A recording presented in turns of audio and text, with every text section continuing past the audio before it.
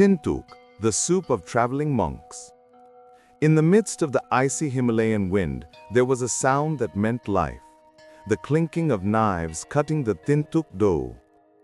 Thenthuk was born along the ancient routes between Tibet and China, when monks traveled for weeks in search of knowledge and meditation. With no access to sophisticated ingredients, they carried only flour, dried vegetables, and a little salted meat. At night, around the fire, they kneaded the dough with their own hands, cutting it into irregular strips to drop into the boiling broth, simple, warm, and full of soul. This improvised soup became a symbol of spiritual survival. In the monasteries of Lhasa, each bowl served was more than nourishment. It was an act of connection between body and mind, between man and mountain. For centuries, Thenthuk was also the first dish offered to foreign visitors, a demonstration of Tibetan hospitality and the belief that food carries a spirit. But today, the original Thenthuk has almost disappeared. In the big cities, it has become merely Tibetan noodle soup. The hands that once cut the dough with devotion have been replaced by machines, and the flavor that once told stories is now hurriedly served in tourist restaurants. What was once a ritual has become a product.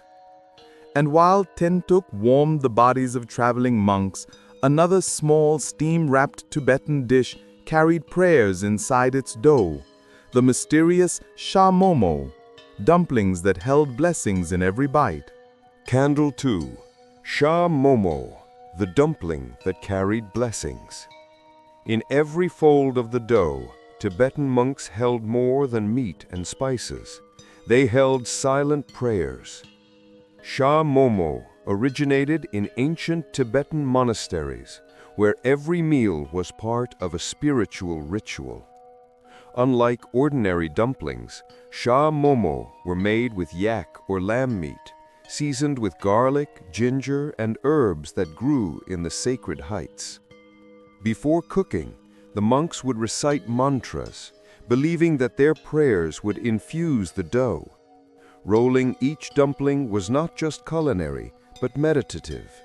The repetitive folding of the dough was a gesture of gratitude and hope. During festivals and pilgrimages, sha momo were served to travelers, bringing protection and warmth to weary bodies. 3. Tsampa, the food that survived time. At the foothills of the mountains, a simple golden flour carried the sustenance of generations and the strength of an entire people. Tsampa is much more than roasted barley flour. It is the essence of Tibetan survival. In regions where the soil is barren and the climate harsh, growing wheat or rice was nearly impossible.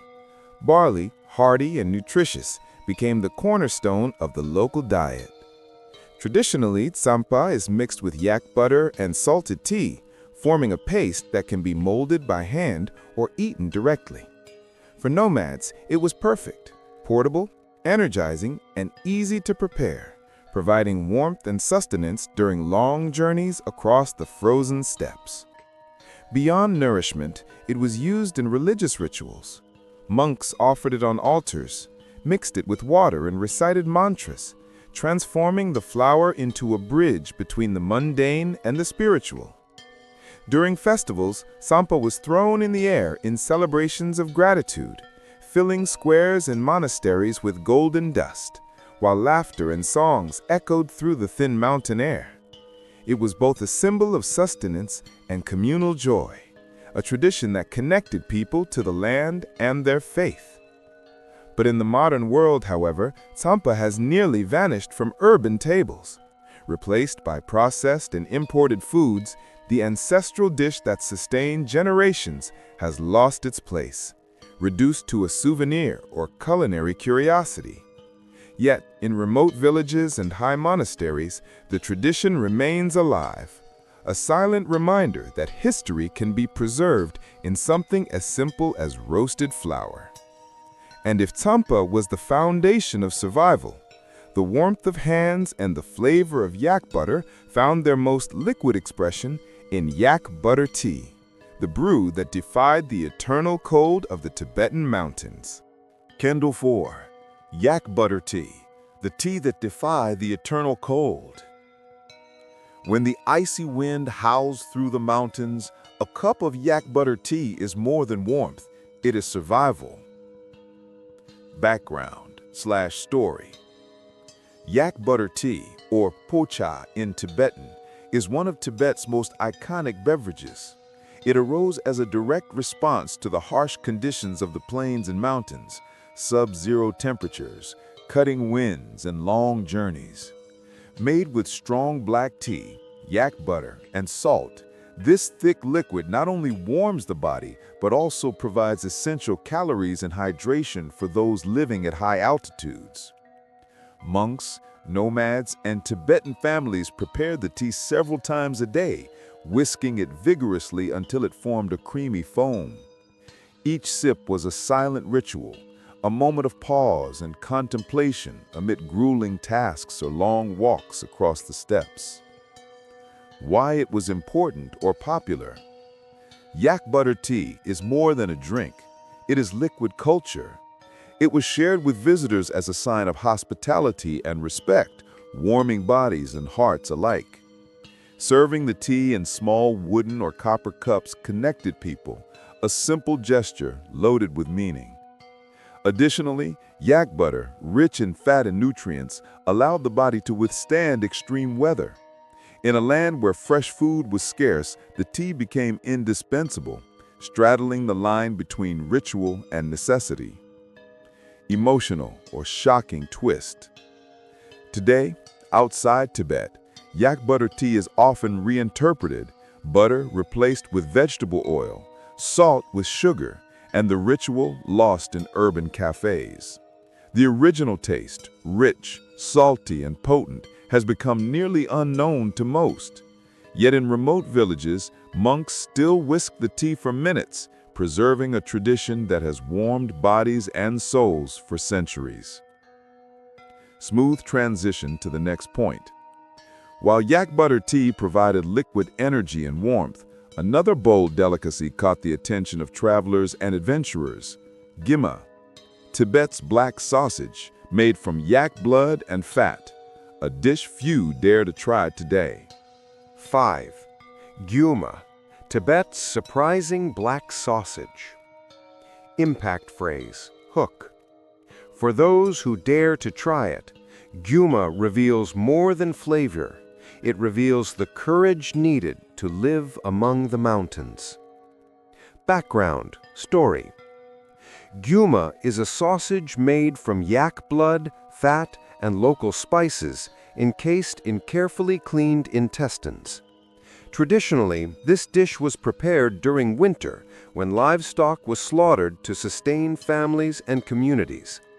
Each sausage was seasoned with garlic, onion, and wild herbs, then boiled or fried, ensuring preservation in harsh climates. For Tibetans, gyuma was more than food. It was a way to use every part of the animal, honoring life, and providing enough energy to endure cold days and long journeys across the high plains. Eating gyuma was a lesson in valuing the resilience and strength of those living at extreme altitudes. Why it was important or popular. Gyuma became popular not only for its intense flavor, but also for its unmatched nutritional value. Rich in protein and calories, it provided lasting energy for herders and travelers, becoming essential in regions where fresh food was scarce. It also carried deep cultural significance. Prepared within families, shared during festivals, or consumed as part of ancestral rituals, it kept the connection to Tibetan tradition alive. Emotional or shocking twist. Today, gyuma is almost unknown outside remote villages. Its complex preparation and unusual ingredients have led many urban Tibetans to abandon the tradition, making the dish a nearly lost treasure. For tourists, trying gyuma is a challenge. with few able to overcome its visual and olfactory impact. Yet for locals, each bite still carries stories of survival, courage, and respect for the mountains. Smooth transition to the next point. If Gyuma represented the raw strength of the mountains, then Shapta embodied the fire of Tibetan passion, stir-fried meat with chili and garlic, capable of warming the body and awakening all the senses amidst the extreme cold. 6. Shapta, the cry of fire on the mountain. Impact phrase, or hook. Amid frozen valleys and cutting winds, the fiery aroma of Shapta signaled warmth and life in every bite. Background or story. Shapta is a stir-fried meat dish with chili, garlic, and local spices originating from Tibetan villages. Traditionally, it was cooked in small iron pans or heated stones using thin strips of yak or lamb meat. Its name, evoking the sizzle of meat in the pan, reflects not only the technique but the full sensory experience, the crackling sound, the intense aroma, and the sight of spices mingling with hot fat. It was a dish reserved for special occasions or moments when the body needed extra energy to endure the cold and altitude. Young Tahem, Shapta was more than food. It was an expression of resilience and passion. Served at festivals and family gatherings, it warmed not only the body but also the spirit. Its spiciness helped stimulate the appetite in harsh climates, and each piece of fried meat symbolized unity, abundance, and joy. Among travelers and monks, Shapta became legendary, a reminder of human warmth in regions where the cold could be deadly. Moreover, its simple yet intense preparation showcased culinary skill and respect for local ingredients. Emotional or shocking twist. Over time, Shapta lost ground on urban Tibetan tables. Modern restaurants replaced traditional meats with more common cuts. The chili was softened, and the ritual of preparation nearly vanished. Yet for those who still follow the ancestral recipe, every steaming pan carries the echo of the mountains and the warmth of tradition. Smooth transition to the next point. While Shapta awakened the senses with fire and aroma, another sweet and ritualistic dish offered comfort and celebration. Drezi, the rice of prosperity, served during ceremonies and days of blessing. 7. Drezi, the rice of prosperity. Impact phrase or hook. On days of blessing, the sweet aroma of Drezi would fill the monasteries, promising prosperity and hope to all who tasted it. Background or story. Drezi is a sweet rice dish prepared with butter, sugar or honey, raisins, and in some versions, pieces of dried fruit. It originated as a ritual food in Tibetan monasteries, served during religious ceremonies, harvest festivals, and special family occasions. The preparation was meticulous. The rice was slowly cooked, mixed with yak butter until creamy and fragrant, while monks and cooks chanted silent prayers. Each portion of Drezi was more than nourishment. It was a symbolic offering, representing abundance, gratitude, and the connection between humans and the sacred mountain that sustained them. Why was it important or popular? Drezi symbolized prosperity and joy. It was offered to visitors as a gesture of hospitality, served to the faithful during festivals to invoke good luck and health. Its sweet flavor also contrasted with Tibet's predominantly salty and coarse diet, bringing comfort and warm memories amid the harsh climate. The tradition reinforced community bonds as well.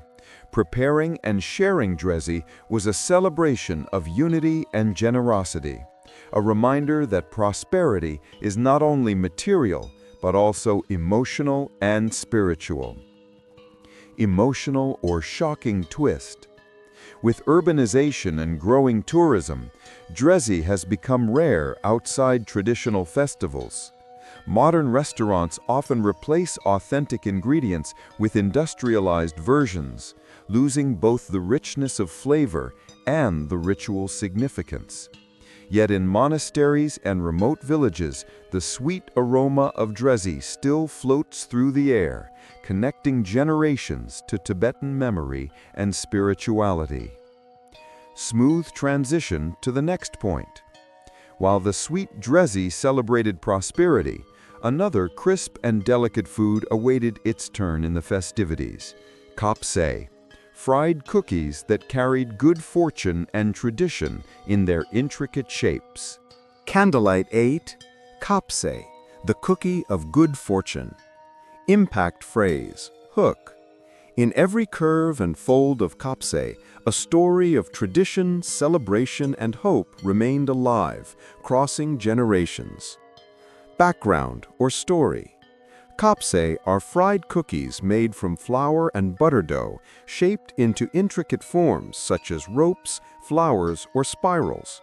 Traditionally, they were prepared exclusively during Losar, the Tibetan New Year, and offered to family, neighbors, and monks as a symbol of good luck and prosperity for the year ahead. The preparation was a ceremony in itself. Women and children gathered to knead the dough, cut, shape, and fry each piece with care. Each form carried meaning, from protection against spirits to wishes for health and fortune. The warm aroma of frying filled homes, marking the start of the celebrations and filling the air with nostalgia and communal joy. Why was it important or popular? More than simple cookies, kapse represented cultural continuity. They served as gifts and offerings, reinforcing family and community bonds. Children learned the tradition from an early age, as the dough was shaped with ancestral stories and songs.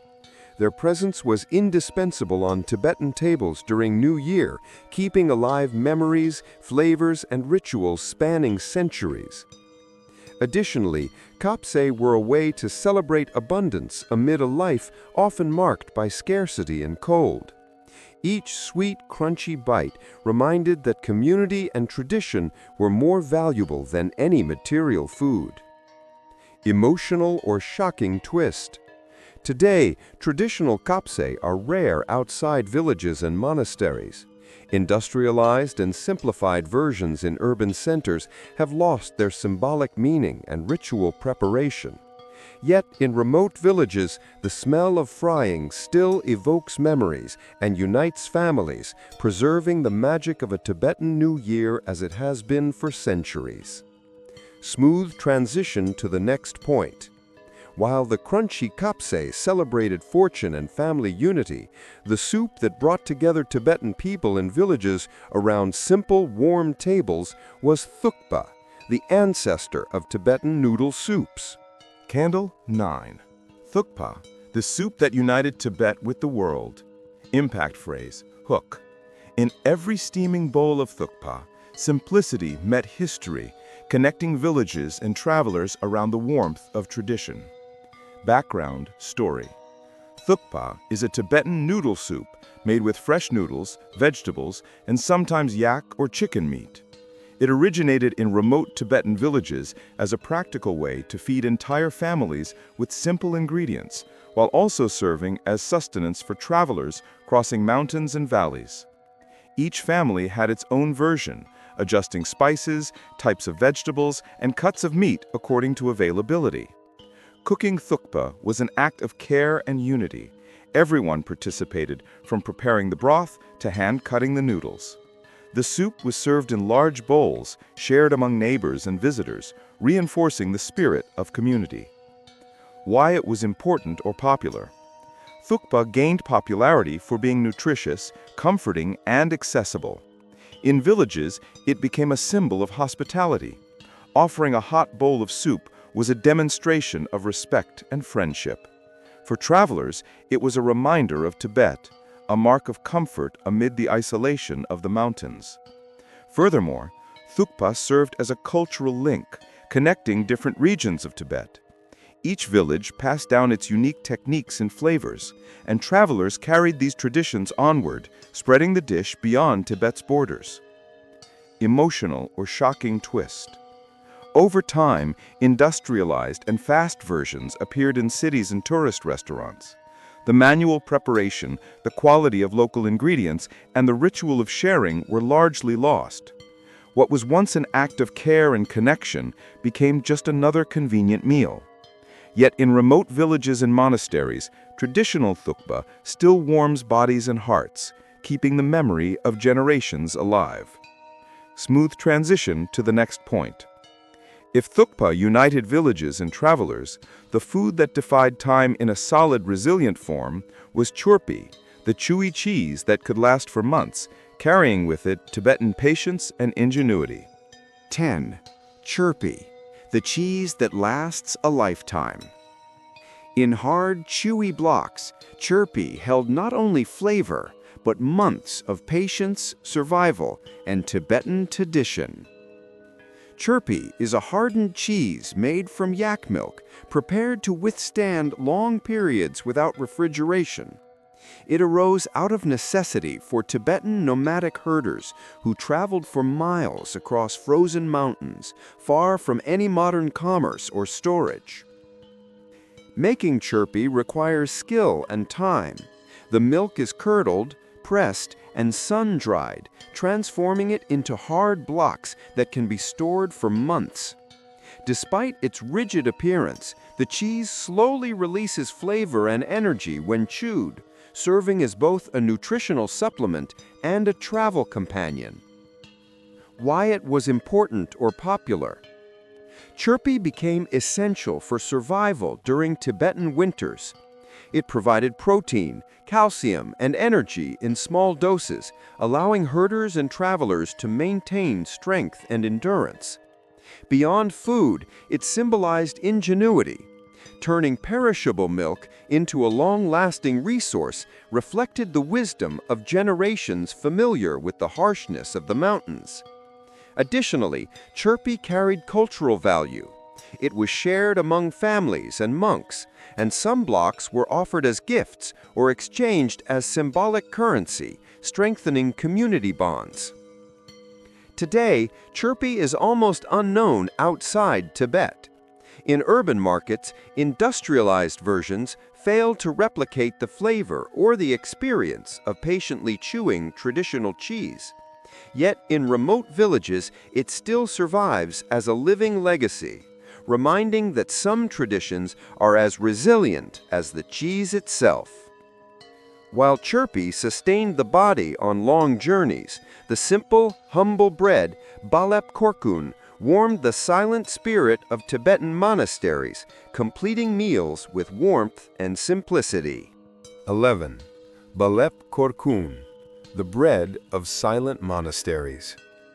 Within the silent walls of ancient monasteries, the aroma of balep korkun warmed hearts and reminded that simplicity can also be sacred.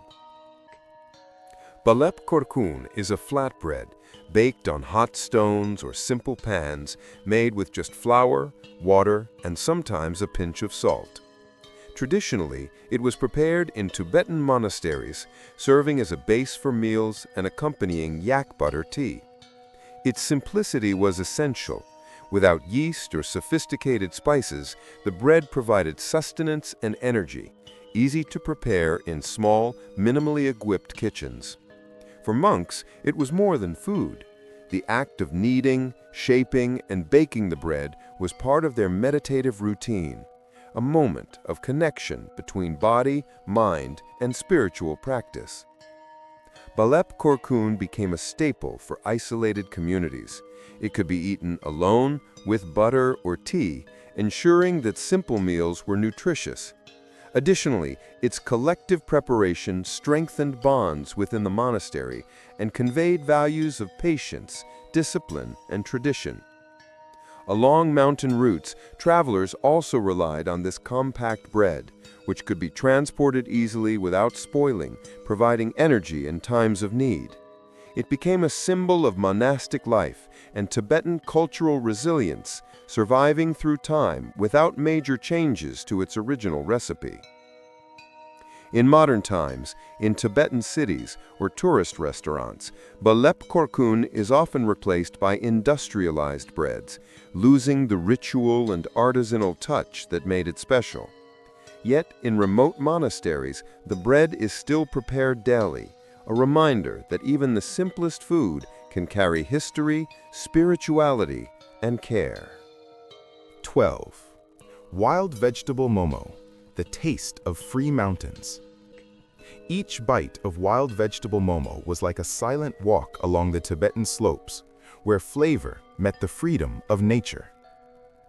Momos are steamed dumplings, and the wild vegetable version reflects Tibetan ingenuity in high-altitude regions. Made with leaves, herbs, and roots that grow only in the mountains, these dumplings were prepared in small villages, using seasonal and local ingredients. The tradition required deep knowledge of plants. Some were nutritious, others medicinal, and all were harvested with respect for nature.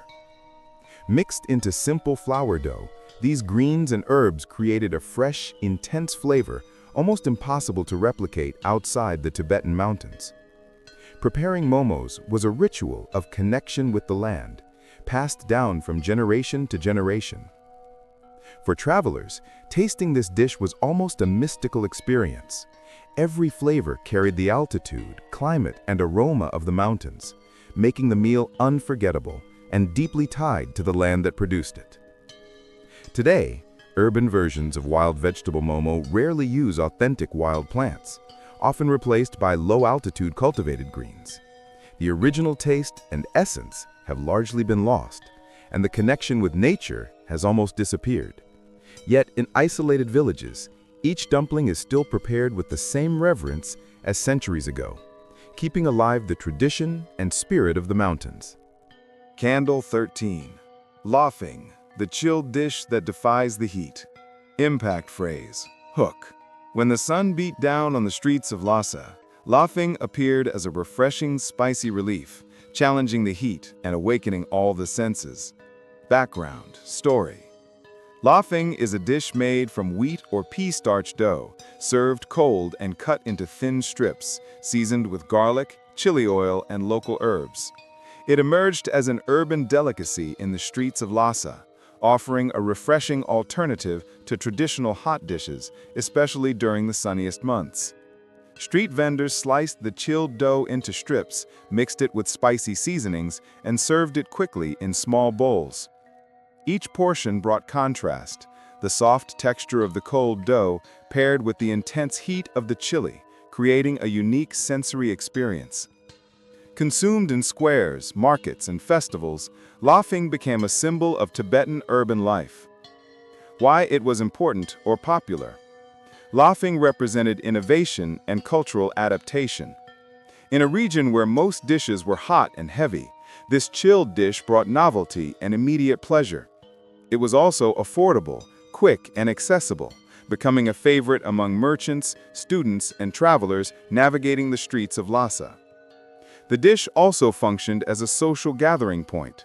Sitting down to eat laughing meant sharing stories, laughing, and watching the city move.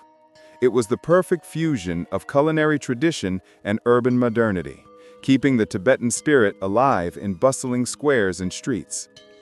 Emotional or shocking twist. However, outside of Lhasa, laughing became rare and often lost in translation when adapted for tourist restaurants.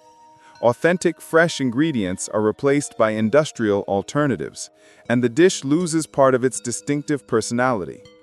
Yet in local markets, vendors continue to prepare laughing with the same precision and spirit, keeping the urban Tibetan tradition alive. Smooth transition to the next point. While laughing refreshed and surprised the palate, yaksha palay brought warmth and sustenance to travelers on frozen routes. Stuffed dough pockets filled with meat, designed to endure long journeys through the mountains. 14. Yak Chapalé, the dough of the nomadic warrior. In every Yak Chapalé, travelers and herders found not only food, but courage and sustenance to face entire days in the frozen mountains.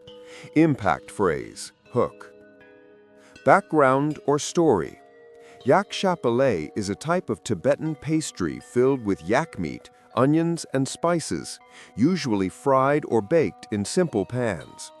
It originated among nomads in the high regions of Tibet who needed portable, nutritious meals for long journeys. The dough was made from local flour, shaped into discs and carefully filled. Once sealed, it could be eaten immediately or stored for a few hours, providing energy and warmth for those crossing plains and valleys. Each pastry carried the essence of nomadic life, resilience, practicality, and concentrated flavor in every bite. Why was it important or popular? Yak Chapalé became vital for travelers and warriors, providing the proteins and calories necessary to withstand extreme cold. Served in villages or passed hand to hand among travelers, it symbolized hospitality and care. Its popularity also came from its intense flavor and satisfying texture. Tender meat paired with slightly crispy dough, creating a complete miniature meal. Moreover, Chapalé reflected cultural ingenuity. Transforming simple ingredients into a portable, nutritious food demonstrated adaptation to nomadic life and respect for scarce resources in Tibet's highlands. Emotional or shocking twist. Today, outside the villages, commercial Yak Chapalé use beef or chicken, changing the original flavor. The nomadic tradition and preparation ritual have been lost in many urban restaurants. Yet in the mountains, herders continued to prepare each pastry as their ancestors did, ensuring every bite tells the story of survival and life at high altitudes. Smooth transition to the next point. If Yak Chapalé sustained nomads and warriors, the next dish, Thenthuk, the forgotten bone soup, provided vital strength to monks during harsh winters, transforming simple bones into both food and medicine. Candlestick 15. Ngamtuk, the forgotten bone soup. Impact phrase, hook. In the boiling bones of Ngamtuk, Tibetan monks found more than sustenance. They found energy, medicine, and ancestral tradition. Background or story. Ngamtuk is a soup made from yak or mutton bones, slowly simmered for hours with local herbs, vegetables, and spices. It originated as an essential food in monasteries during harsh winters, when fresh vegetables were scarce and warmth was vital for survival. The preparation required patience and care. The bones were cleaned, broken to release the marrow, and cooked in large cauldrons, creating a thick, nutritious broth. Monks and travelers relied on Ngamtuk to maintain warmth and energy, especially during long meditation sessions or journeys across frozen mountains. Why was it important or popular? Ngamtuk was valued not only for its flavor, but also for its nutritional content. Rich in proteins, minerals, and calories, it served as both food and medicine. It became a symbol of community care. Soups were prepared in large quantities and shared among monks and villagers, strengthening bonds and keeping everyone nourished during the most difficult months of the year. Moreover, the tradition of slowly simmering the broth for hours was a way to pass down stories and ancestral practices, making each bowl of Ngamtuk a link between generations. Emotional or shocking twist. With modernization and urbanization, Ngamtuk has become rare outside monasteries and remote villages. Urban restaurants often replace authentic bones and herbs with industrial soups, losing the original flavor and nutritional value. Yet in traditional Tibetan communities, the ritual of Ngamtuk survives, a reminder that even simple bones can carry history, care, and sustenance. smooth transition to the next point. While Ngumtuk warmed bodies in winter, another liquid ritual emerged in homes and monasteries. Chong, the ancestral mountain beer, a symbol of celebration and devotion. Candlelight 16. Chong, the ancestral beer of the mountain gods. With every sip of Chong, Tibet celebrated life, devotion, and stories that span generations in the sacred heights. Chong is a traditional Tibetan beer made from fermented barley, often mixed with wheat or rice. Consumed during festivals as well as religious rituals, this ancestral beverage has deep roots in Tibetan culture. Considered both an offering to the mountain gods and a symbol of hospitality among families. The preparation of Chong is meticulous. The barley is cooked, cooled, and fermented for days or weeks, producing a slightly alcoholic, cloudy drink with a distinctive flavor. In monasteries and villages, monks and villagers shared Chong in small bowls or cups, accompanied by chants and prayers with every toast. In virgin woko, Chong served multiple purposes. It nourished, warmed, and connected people. During festivals, it united entire communities, strengthening social and spiritual bonds. For nomads and herders, it was also a source of liquid energy, providing warmth and sustenance during long, cold nights. More than a beverage, Chong was a living tradition. Serving Chong to visitors symbolized respect and friendship, while offering it to the gods expressed gratitude and faith. Every bowl carried history, culture, and celebration, preserving practices that spanned centuries. Candle 17. Gyathuk, the sweet dough of the harvests. In every sweet strand of Gyathuk, Tibet celebrated the cycle of life, the fertility of the land, and gratitude for the harvests. It originated as an offering to the deities of the land and as a ritual food symbolizing prosperity, growth, and gratitude for the fertility of the harvests. The preparation was communal. Women and children gathered to knead, roll, and shape the dough, transforming simple ingredients into strands, cords, or small sweet braids. Each form carried symbolic meaning, representing abundance, unity, and hope for the year ahead. Gyathuk was more than a dessert. It was ritual, celebration, and culture. Served during festivals and shared among neighbors and monks, it strengthened community bonds and passed traditions from generation to generation. Its sweet taste contrasted with Tibet's predominantly savory and heavy diet, becoming a symbol of pleasure, affection, and care. Today, traditional Gyathuk is rare outside rural festivals. Urban versions often replace authentic ingredients with refined sugar or industrial products, losing flavor, texture, and ritual significance. Yet in Tibetan villages, Gyathuk is still prepared with care and joy, a reminder that sweet food can carry stories and spirituality. If Gyathuk celebrated the cycle of life, Mothuk, steamed barley dumplings, offered daily comfort, consumed from quiet breakfasts to meals during long nomadic journeys. 18. Motuk, the everyday barley dumplings. Impact phrase, hook. In the simple motuk, dumplings, Tibet found daily sustenance, comfort, and a quiet connection to ancestral tradition. Background, story. Motuk are steamed dumplings made from barley flour, prepared daily in Tibetan homes and monasteries. They emerged as a staple food in high-altitude regions, where barley was the most accessible and resilient ingredient in harsh climates. The dough was simple, often without filling, but could be combined with vegetables or small amounts of meat on special days. Steaming preserved nutrients and warmth, making motuk ideal for families, monks, and travelers needing nutritious, quick meals. Why it was important or popular. Motuk symbolized sustenance, simplicity, and routine.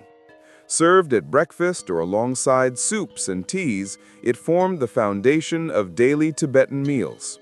Its preparation also transmitted values, patience, discipline, and respect for the limited resources of the mountains. For travelers, motuk were a reliable, nutritious, and easy-to-eat food during long journeys. Their consistency and mild flavor provided comfort and stability, reminding that even simple foods can carry deep cultural significance. Emotional or shocking twist. With urbanization, handmade motuk lost ground to industrial or frozen versions, often less nutritious and lacking the familiar touch. Yet, in monasteries and villages, the ritual of preparing and sharing motuk daily indoors, preserving a tradition that connects generations and sustains both body and soul. Smooth transition to the next point. While motuk sustained daily life, tingmo, a lightly sweet spiral bread, brought sophistication and comfort to meals, served with both savory and sweet dishes. 19. Tingmo, the spiral bread of comfort. Between hands kneading and rising steam, tingmo transformed simple meals into moments of warmth and tradition. Tingmo is a Tibetan spiral bread, lightly sweet, steamed, and served in daily meals or on special occasions. It arose as an adaptation of simple breads for mountain life, offering a soft texture and delicate flavor that paired well with both savory and sweet dishes. Preparing tingmo requires care. The dough is kneaded until soft, rolled into a spiral, and steamed until airy and light. In monasteries and Tibetan homes, the bread was part of the culinary ritual, complementing soups, sauces, or sweets, making meals more nourishing and enjoyable. Why it was popular or important, tingmo became popular for its versatility and unique texture. Consumed daily, it also stood out during festivals and celebrations, symbolizing care and dedication in food preparation. Serving tingmo was a gesture of hospitality and generosity, creating moments of connection around the table. Its lightness and gentle flavor contrasted with the heavier Tibetan diet, providing comfort and nourishment. Moreover, preparing tingmo was a way to pass on tradition, patience, and culinary skills to new generations. Emotional or shocking twist. In modern times, industrial or pre-steamed tingmo has replaced the handmade version in many urban areas, losing aroma, softness, and the ritual of preparation. Yet in villages and monasteries, the spiral bread is still made daily with care, preserving flavor, history, and tradition. If tingmo brought comfort and lightness, then shogo-churpi, the crunchy cheese variation for snacks and travel, provided lasting energy and bold flavor in small portions. Candle. 20. Shogo-churpi, the crunchy cheese of the journeys. Impact phrase, hook. In hard, chewy pieces, shogo-churpi carried energy, flavor, and the ingenuity of a people who live in the highlands. Background, story. Shogo-churpi is a variation of the traditional churpi, hardened yak milk cheese transformed into small crunchy pieces ideal for snacks or long journeys. It emerged among Tibetan nomads and herders as a practical solution, durable, nutritious, and portable food that could withstand the harsh cold. The preparation requires skill. The milk is coagulated, shaped, dried, and, in some versions, lightly smoked for extended preservation. Each piece is designed to last weeks or months, allowing travelers and herders to maintain energy in isolated and demanding environments. Why was it important or popular? Shogo-churpi was essential for survival and mobility. Its high caloric density provided quick, lasting energy, while its durability allowed transport without refrigeration. It became part of the routine for those crossing plains and mountains, and was also shared as a gesture of hospitality or as a symbolic gift among families and villages. Moreover, shogo chirpi conveyed values of ingenuity and adaptation. Turning perishable milk into resilient food reflected ancestral wisdom and a deep connection to the harsh Tibetan environment. Emotional or shocking twist. In modern times, authentic shogo chirpi has become rare outside remote villages. Industrial products replace the original flavors and textures, making the cheese a shadow of its traditional self. Yet, herders and villagers preserve the ancient technique, ensuring each piece carries the history and strength of the Tibetan highlands. Smooth transition to the next point. While shogo chirpi sustained long journeys, another sweet and ritualistic dish marked celebrations and offerings. 2. The monastery sweetbread, served with butter and honey. 21. Thu, the sweetbread of the monasteries. Impact phrase, hook. Amid silent chants and the aroma of butter, Thu brought sweetness, devotion, and memory to the tables of Tibetan monasteries. Background, story. Thu is a sweet bread usually made with flour, yak butter, and honey, served as an offering in monasteries and religious festivals. It originated as a ritual food, symbolizing gratitude, prosperity, and spiritual connection with gods and ancestors. Its preparation was ritualized. Monks or cooks kneaded the dough with care, baking or steaming it until it reached a soft texture and captivating aroma. Each portion could be decorated or shaped into symbolic forms, representing blessings, abundance, or protection. Why was it important or popular? Thu was more than food. It carried spiritual and social meaning. Served during ceremonies or distributed to the faithful, it reinforced values of generosity, hospitality, and devotion. It was also a way to introduce young apprentices to culinary and religious traditions, preserving techniques and memories across generations. Additionally, the sweetbread provided warmth and energy, comforting during long prayers and monastic work. Its sweetness contrasted with the heavier, savory dishes, reminding that simple moments could bring great pleasure and symbolism. Emotional or shocking twist. With modernization, urban versions of Thu lost aroma, texture, and ritual significance. Industrial ingredients replaced authentic butter and honey, and collective preparation nearly vanished. Yet in monasteries and remote villages, Thu continues to be made with devotion, keeping Tibetan memory and spirituality alive. Smooth transition to the next point. While Thu sweetened rituals, another everyday food offered silent energy and sustenance to nomadic life. Tsampa, roasted barley flour, a staple and symbol of Tibetan resilience. 2. Tsampa, the barley flour that sustained Tibet. In every handful of tsampa, Tibet found strength, tradition, and sustenance to face extreme altitudes and daily challenges. Tsampa is roasted barley flour, traditionally mixed with butter tea, milk, or water to create a nutritious, energy-packed paste. It is the staple food of Tibetan families and nomads, used for centuries due to its ease of preparation, long shelf life, and high nutritional value. Making tsampa involves roasting barley until it releases its aroma and flavor, then grinding it into a fine powder. Each family kept its own grains to ensure consistent quality and taste.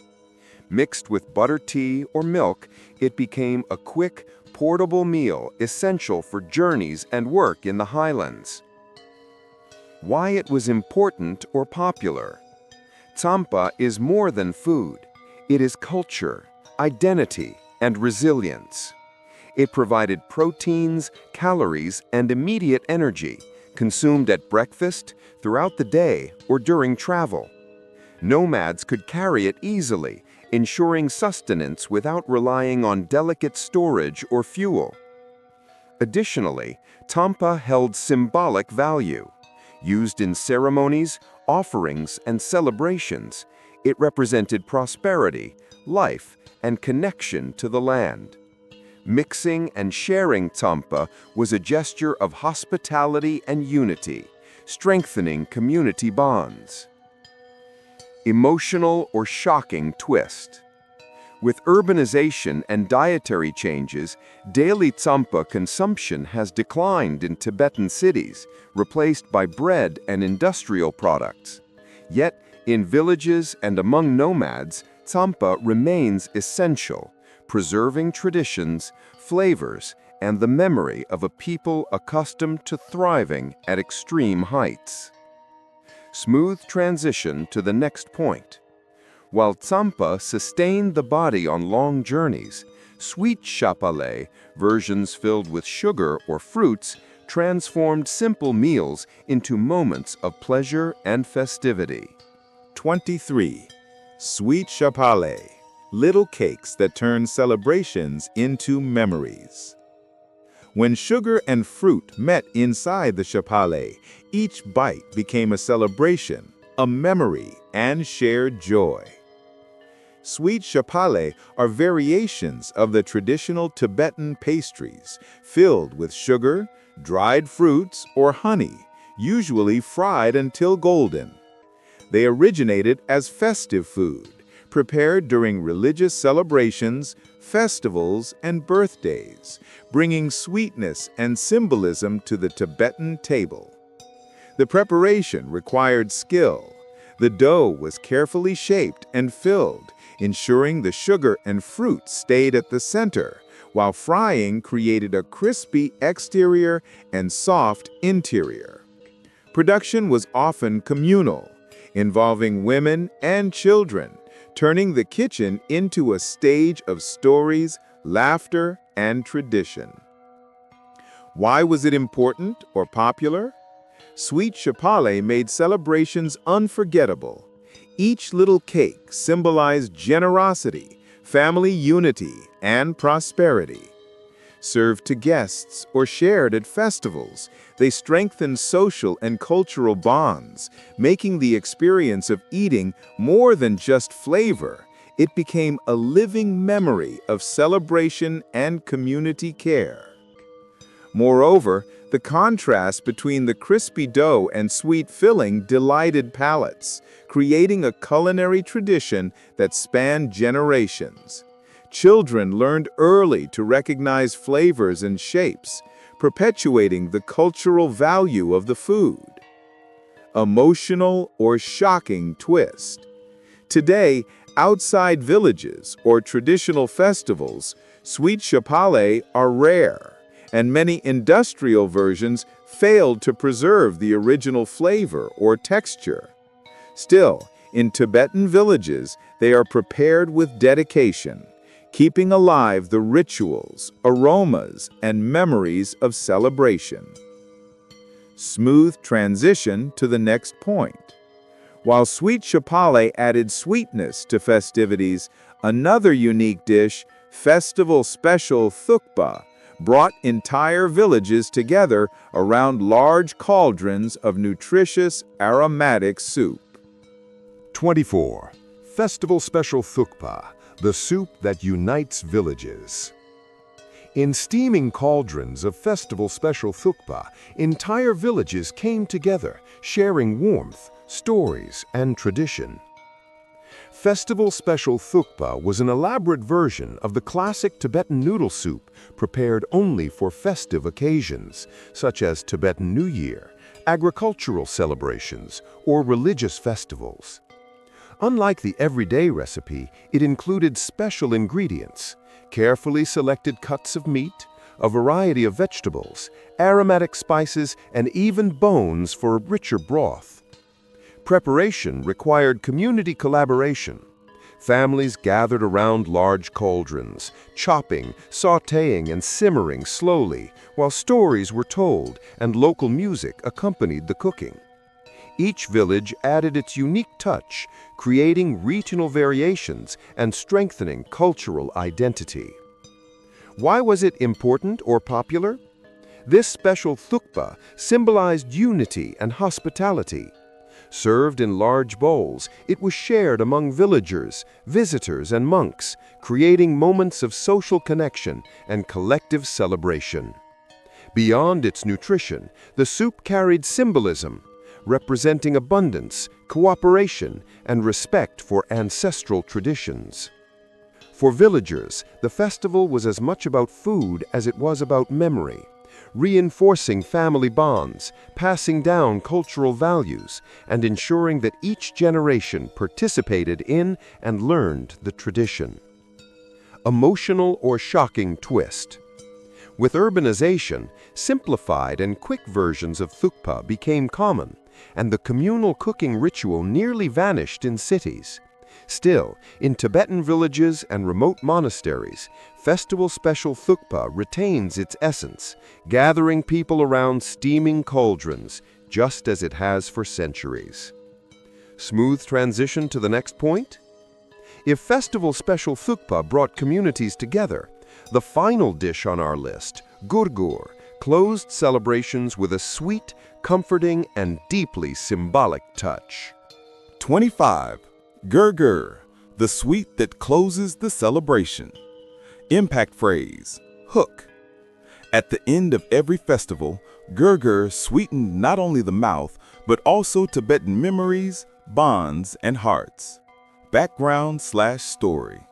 Gur-gur is a traditional Tibetan sweet made from barley or wheat flour, mixed with yak butter, sugar, or honey, sometimes including seeds or dried fruits.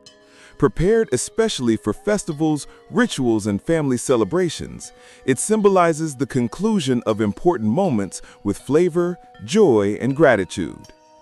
Its preparation requires patience and precision. The dough is cooked, shaped, and sometimes baked until soft inside and slightly firm outside. Each family or village had its variations, preserving recipes passed down through generations. Gur-gur was served at the end of festivals, distributed among children, monks, and visitors, marking the close of celebrations with sweetness and care. Why was it important or popular? Gur-gur represented more than food. It was a symbol of unity, gratitude, and cultural memory. Sharing this sweet concluded rituals, festivals, and celebrations, reinforcing social bonds and passing down traditions. Its sweetness contrasted with everyday savory dishes, leaving memorable and comforting impressions. Moreover, the collective preparation of gur-gur strengthened family and community ties, ensuring cultural and culinary values were passed forward. For Tibetans, each piece carried history, love, and symbolism. Emotional or shocking twist. With modernization, industrial sweets have replaced gur-gur in many urban areas, losing aroma, texture, and significance. Yet, in Tibetan villages, it is still prepared with care, keeping alive the tradition and magic that ends every celebration with sweetness and memory. Smooth transition to closing. As gur-gur sweetened the end of festivals, this journey through Tibet's forgotten dishes reminds us that every food carries history, culture, and memories worth preserving. Script closing. Through these 25 forgotten delights, we've seen that Tibet is not only mountains and monasteries, but a land of flavors, memories, and traditions that endure through time. Each dish, from Thenthuk to Gur-gur, tells stories of courage, creativity, and community. By exploring these foods, we understand that culture is preserved in aromas, textures, and gestures that span generations. If you were captivated by this nostalgic journey through Tibet, don't forget to subscribe, share, and continue exploring the world through the forgotten flavors and stories that still connect us to the past.